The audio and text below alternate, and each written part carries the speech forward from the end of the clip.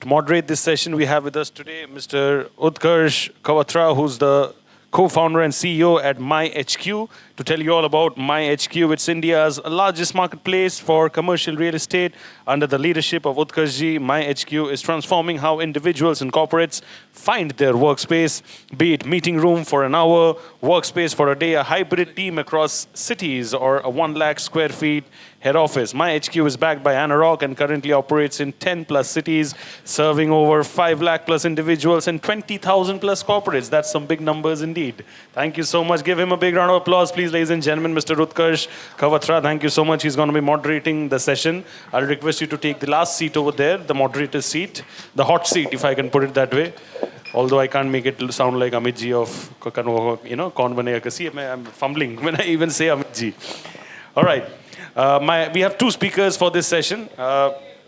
As per alphabetical order, what I'm going to do is I'm going to be first introducing Mr. Mukul Pasricha, who's a founder and CEO at Spring House Workspaces. To tell you all about Mukul ji, he started Spring House in the year 2016 that has grown into 21 plus locations and 300 plus organizations serving over 8,000 daily users, all achieved through clear dedication and sheer hard work. He has recently rolled out Spring House 2.0 with renewed vision and growth energy, and Mukul ji is focused on curating experiences, not just spaces. He values care, design, and thoughtful execution, sir. Like I said, काम इतना है तो sir बोलना तो पड़ेगा है ना.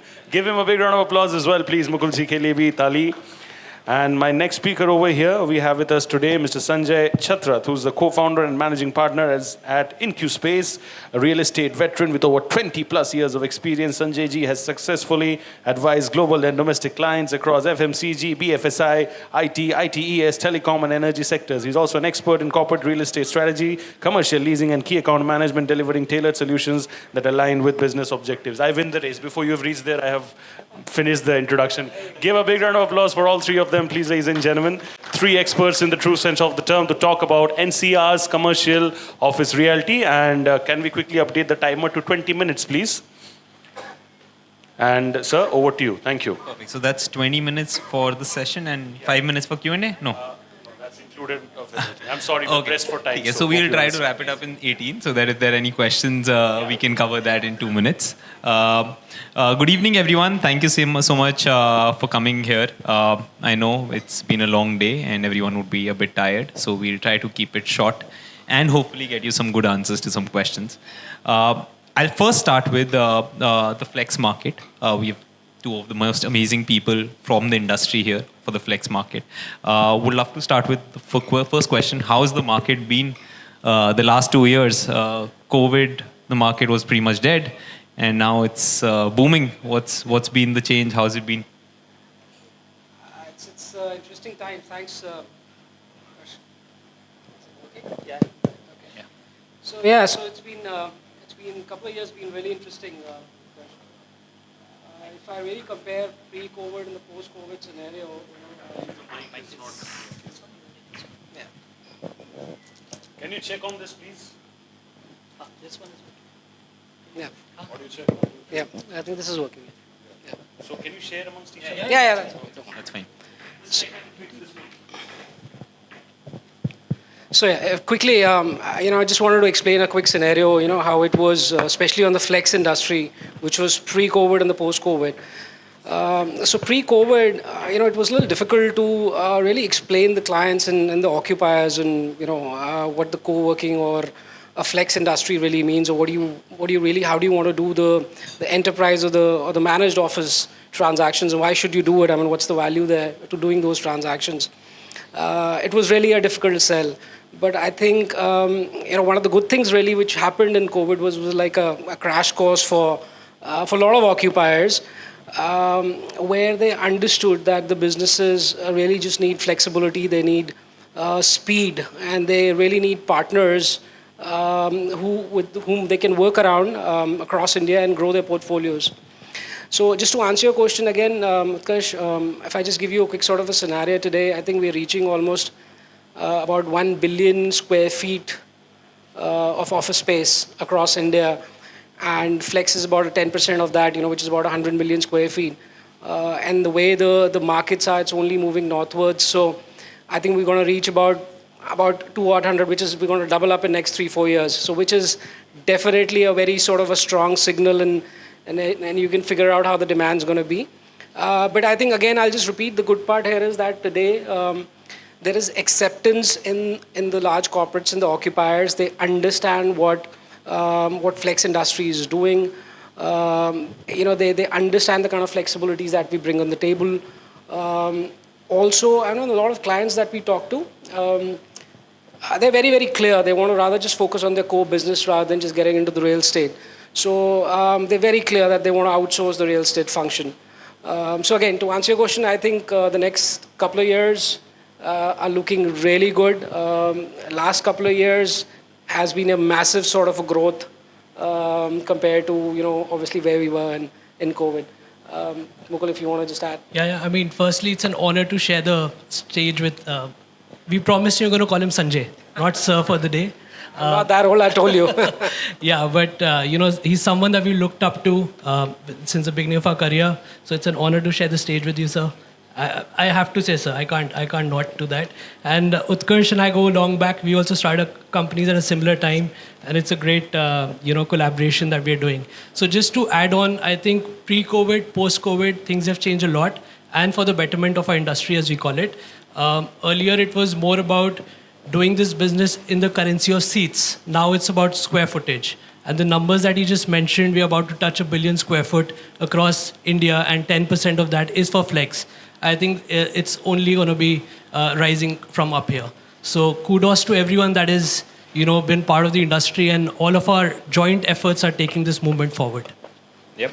I think if I look back pre-COVID, I think 10% was the dream, right? 10% of commercial being co-working, and now it's already there. Oh, yeah, absolutely. 20% is the new target. It is, so that's what we're targeting, for next couple of years. So to rule the entire commercial office market. But cool. But there's also been a change in how the centers have been designed, right? Earlier, the buzzword was co-working. Now we've shifted from co-working to saying flex or managed office. So is there also a change in how the offices are being set up? Is it moving away from collaboration to privacy? Is there something on those lines? Because earlier it was just collaboration, no? So you can, I think Mukul can start this one, and then you get, You want me? Yeah. So this is this is the most difficult part of our business. It's never easy to design an office. There are two parts, right? So one is obviously, the managed offices that we do, where we have the demand from day one. We know what the client wants. We know what kind of requirements they have, and obviously, then it depends on what else you can do in terms of the value add. But wherever you're doing speculative, where you're picking up building speculative, where you do not know which kind of clients is going to come, and it gets very difficult for us, and especially I'm talking for the entire industry, I'm sure, that they face the same problem, that how do you design the spaces? We start with the common areas. You do your collab areas, you do your recreations, you do your cafeterias, you do training rooms, etc. So all the common areas are done, but again, just you're not sure on how to do the balance space, right? So that's a sort of a learning curve for us as well. But yeah, things are really, really changing. Earlier it was all about open space. Now, interestingly, the kind of demand that we're getting, these are mostly the enterprise transactions I'm talking about. These are all enclosed, dedicated offices that we do. Now, these are closed offices, and obviously then you can continue to do your collab areas and your open areas and whatever amenities, etc. you want to do in the spaces.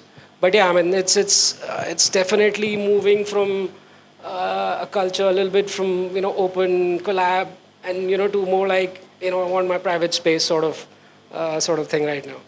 Yeah, just to give you a recent example, so let's say we take up 50,000 square foot of space. We look at targeting 4 office suites in that, right? That's it. So that is approximately 10,000 square foot each. So 40,000 is done for the office suites that come in, of course, the companies that are coming in. And the remaining 10,000 is what we target in terms of the common areas, which is your reception, your conference room. We could also obviously throw in some cafeterias, some nice lounges. So that's the, kind of formation that we do before we take up a space. Is this more a function of the kind of clients per se, or I'm guessing you're looking at enterprises when you're talking this. Have the startups also started asking for more privacy as compared to collaboration? Like the younger companies of 50, 100 people, have they also started asking that I want more dedicated space rather than a collaborative one? Yeah, I mean, so see, the thing is that it's actually providing an office within a larger campus, right? So you have your own office space with your own design identity that you may want, and you're just sharing that particular flow plate or campus with other companies, right? So that is the whole idea behind it. I think it's worked very well because everyone wants to have that individuality, yet have that sense of community with the larger organizations. And this works for both the operators and the companies that come in because of economy of scales are achieved. Because if I'm going to a landlord and dealing for 50,000 square foot, the rate that I'm going to get is of course going to be lower than what you would get for 10,000 square foot. So that's how the model has worked out. Understood. Fair. Next question. I think design we fairly covered. How do you see the role of technology in this domain? Is there something that's happening there? Is it? Are you seeing more smart technology? Are you seeing more anything interesting that's happening in the flex industry for technology right now? So absolutely. I mean, can't just operate without technology. It's that's how it's going to be. But yeah, I mean, there's lots happening right now, Utkarsh. And whilst the basic stuff I talk about, the automations and the apps, etc., where you can manage your workspace, and that's obviously been there for a while, right? We personally have been working for almost like a year and a half on a model. It's called an Office IO, and what we're trying to do here is we're trying to integrate. There are three parts to the managed office, which is the search, build, and manage, right? So we're trying to integrate all three models into one, into an application where client at a click of a button can browse through all the the availability and the stock in the market. If they really just shortlist something, there will be sort of CAD drawings inbuilt into that system, so they can pull that out. As long as they can put their requirements, it will churn out a layout, and there are about 700 themes of designs inbuilt into it. Basis, are you a front office, back office? What kind of design do you want? It'll give you a design, and then it'll take you to a managed office platform where you can pick up services, housekeeping, pantry boys, consumables, whatever you want. So once you've done that, it's about a 60 to 90 minute exercise. Post that, it's going to give you a complete sort of a proposal, a result, an outcome, including the cost. So, the exercise today, if you go out to a consultant, takes about at least 2 months, if not more. Yeah. If you really just go on ground. And it obviously gets you a lot of sort of a transparency into the entire sort of a, system. So that's what we've been working on, pretty close. I think hopefully in the next couple of months we'll launch that product. We've been doing some test runs with the clients, and they've been very, very excited, especially people sitting overseas, who haven't been here. They don't know how this is going to work. So it's complete transparent model of search, build, and even if they want to go ahead and execute, even the execution part of the fit outs is inbuilt to it, where they can, through the cameras, see, how the fit outs are going, including their project schedules, etc. So that's what we're trying to do. But yeah, I mean, obviously for a co-working space, there are a lot of applications to manage, the workspace, the parkings, the amenities, the food, visitor management system, etc. So that's all there. But we're going a step further to do something. Are you gunning for the architect's job? We're just trying to create a differentiator if we can. That's what we're trying to do, and I think the industry badly needs it. Because there has to be transparency in the system. That's how it's going to move forward. I believe there was a conference in the morning on architecture only. I'm just wondering if there are some there. They'll be worried about what's happening. And I think also I'll, before Mukul pitches in, I want to pull you in as well, Utkarsh, that, you've been doing a lot of work on the tech front. So what kind of work are you guys doing, and what kind of trends do you see, especially in this space? So as a platform, for us, technology has always been an enabler to help the customer make the decision faster, right? Whether it's a company looking for an office for a day or like a lakh square feet, as you said. Our objective is to help them make the decision faster. So while you've gone a level deeper into, let's say, the layouts, etc., At our end, what we're trying to do is help them make the decision faster, whether it's finding the right space, how the platform works out. Can we get the exact requirements of the client and figure out the right option? And even figuring out the right option is a lot more nuanced, right? Tracking the leases, which property is available real time. So a lot of the effort right now goes at our end in figuring out which option can the client get. That part, which is essentially a 2-week exercise, we want to reduce that to 5 minutes. And that's where a lot of our efforts going. But essentially, yes, tech is an enabler for us to ensure that we can do that faster. And then over time, we have solutions, right? Booking meeting rooms, finding the right space, all of that, we want to do it at a click of button. Not the interiors yet, what you're doing. I'm just surprised and amazed that that's possible. But I'm guessing with AI that is quite a bit possible. So yeah, that's where we are at in terms of tech. Anything you want to add on tech? I mean, just to add, I think the term that you use, enabler, is very important here. We are a real estate and hospitality firm, right? I speak for Spring House and also on behalf of Incuspaze. Technology is just an enabler. I think where the stalwarts of the industry that went wrong, they said about it being a tech firm, right? So we have to be sure that these are just enabling points, and then we're just making life easier for all the stakeholders that are involved in the business. So that's about it. Perfect. Last 2 questions, because I want to keep 2 minutes if anyone wants to cover any questions. I think if you could, let's say, so a lot of times, one of the things that real estate developers ask is, does the flex market actually help increase the asset value?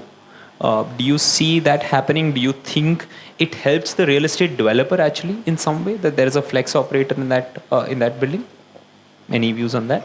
Because a lot of them are looking at the ROI, a lot of them are looking at the rental yield. Does that improve or the sell value? I mean, absolutely. I mean, we as good as any other tenant, to be honest with you. But absolutely, the developers, whatever leases that we do, right, it helps the developers to enhance the value of their assets.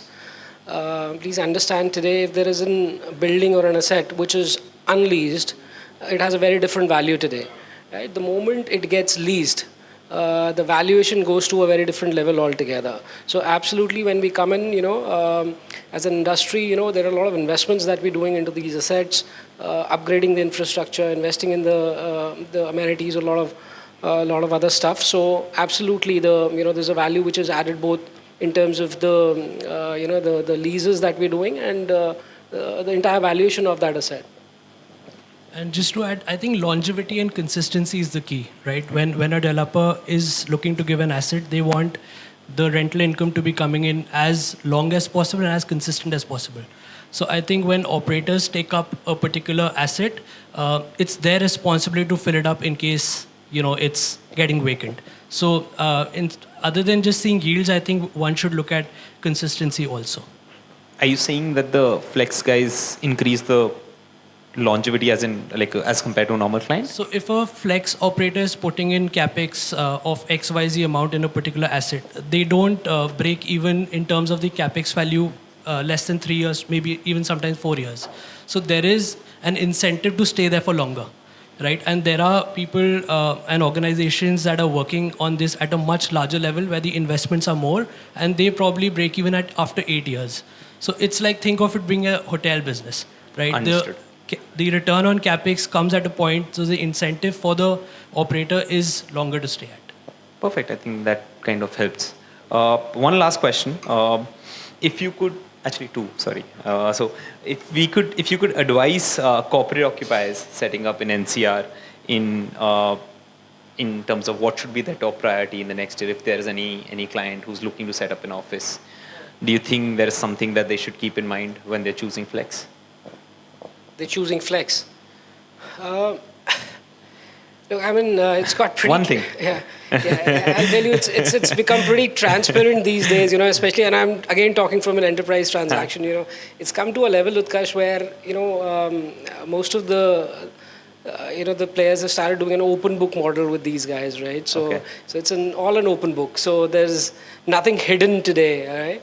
It totally depends on what the client wants, what locations they want to go to, what kind of product they want, what kind of budgets they have, and then obviously it's the range goes on from whatever to whatever.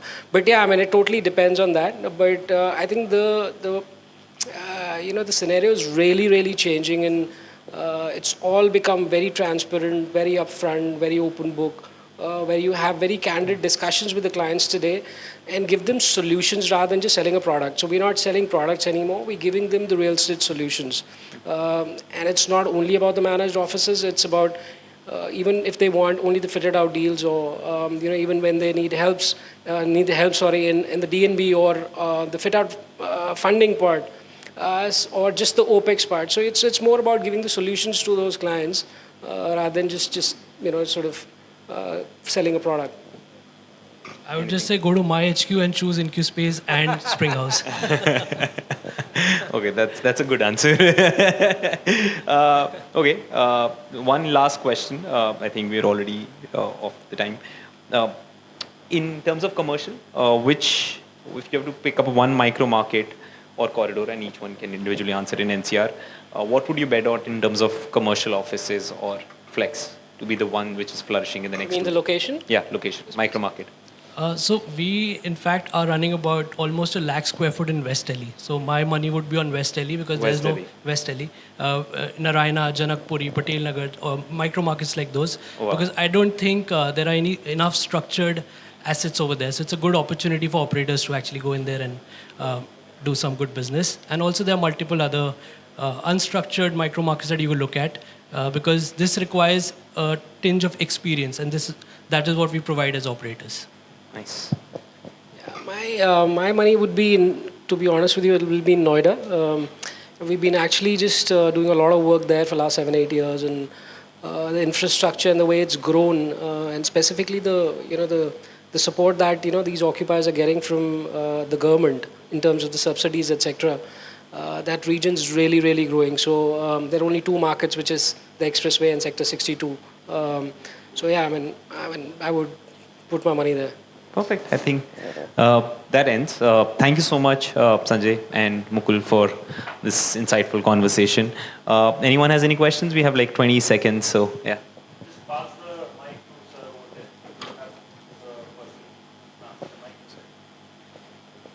Thank you. Yeah. So my question to the 2 gentlemen who operate the flex space is that if you were to zoom out and look beyond your individual businesses, how you contribute to that asset. For example, now office assets in India are grade A office assets in India are very different from grade A assets in, let's say, developed markets.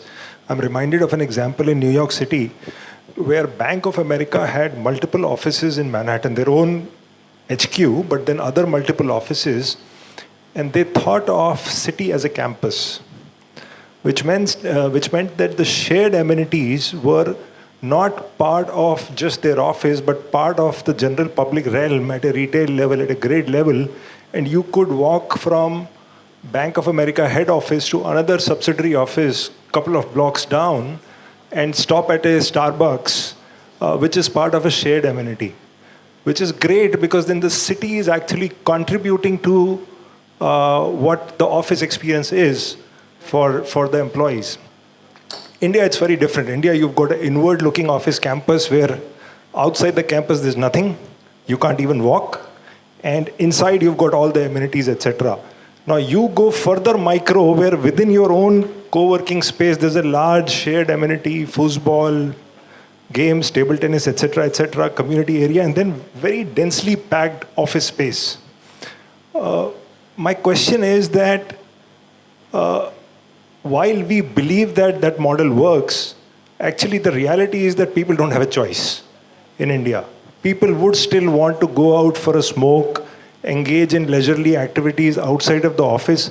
Do you foresee in the near future this model being challenged and you also reinventing your designs, reinventing your model where you are able to draw upon more from the shared amenities and in terms of working space be a little more leisurely planned?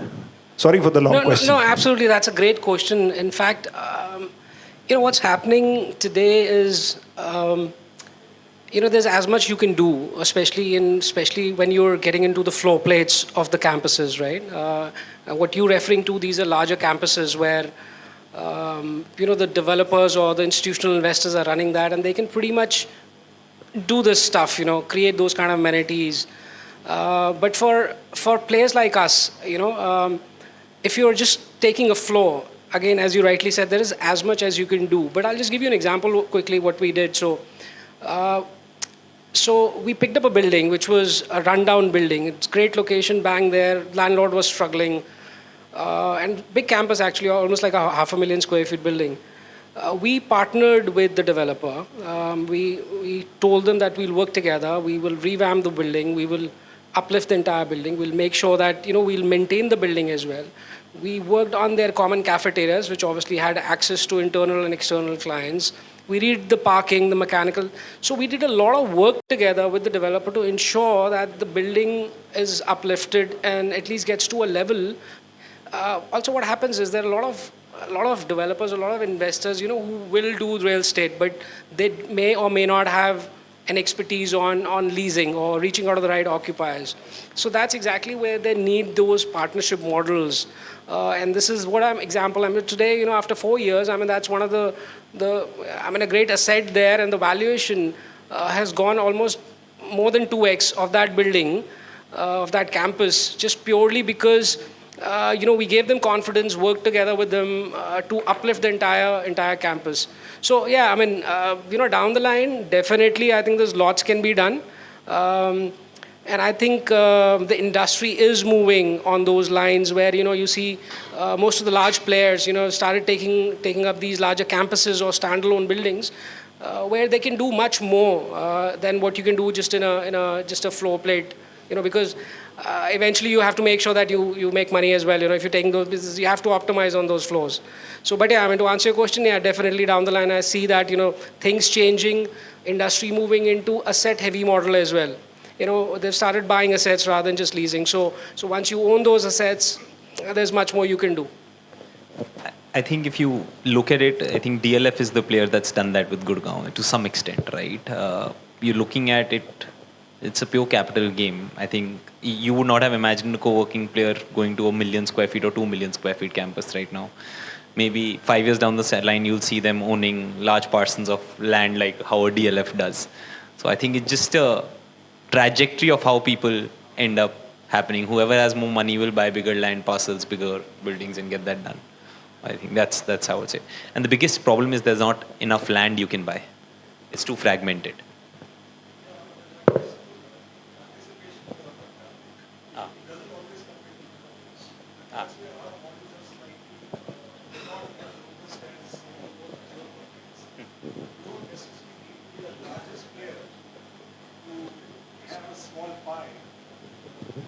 In a bigger campus. So is our market moving to that level of maturity where you could be part of a much bigger campus and benefit from shared amenities which are shared across enterprises?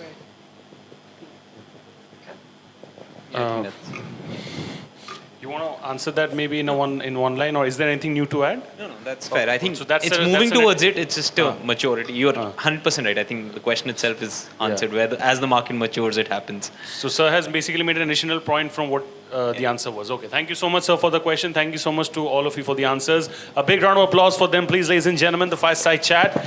And I'll also request Mr. Munish Dutt, who's the business head, SME at Flipspaces, to please kindly come up on stage and give the token of appreciation to our esteemed speakers over here.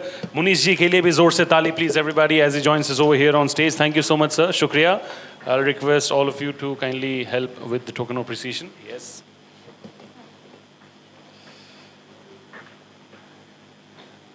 All three of them, once they're done, then we'll do photographs together. Yes.